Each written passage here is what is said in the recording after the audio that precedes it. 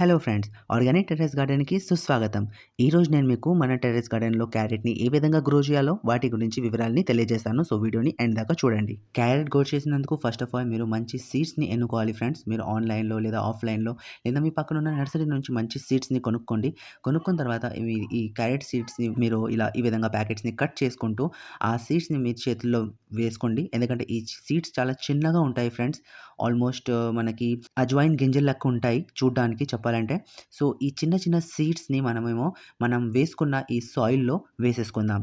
So, రండి నేను మీకు చూయిస్తాను ఏ విధంగా నేను ఈ సీడ్స్‌ని ఏదైతే సాయిల్ మేము ప్రిపరేషన్ చేసుకున్నామో అది వాటిలో వేసి ఎలా వేయాలో మీకు చూపిస్తాను.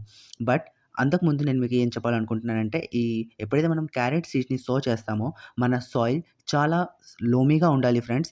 అండ్ వాటిలో ఎటువంటి రాళ్ళు గానీ లేదా వేరే ఎటువంటి హార్డ్ పదార్థం లాంటివి ఏవి ఉండకూడదు. హార్డ్ సాయిల్ ఉండకూడదు. ఎందుకంటే ఎప్పుడైతే క్యారెట్స్ గ్రో అవుతాయి, అవి కిందకి వెళ్తాయో, వాటి రూట్స్ కిందకి వెళ్తాయో, అప్పుడు వాటికి అడ్డంగా ఏదైనా వస్తే క్యారెట్స్ ఏమో వంకరగా, టంకరగా మనకి వస్తుంది. అది స్ట్రెయిట్‌గా, అందంగా, దృఢంగా రావు.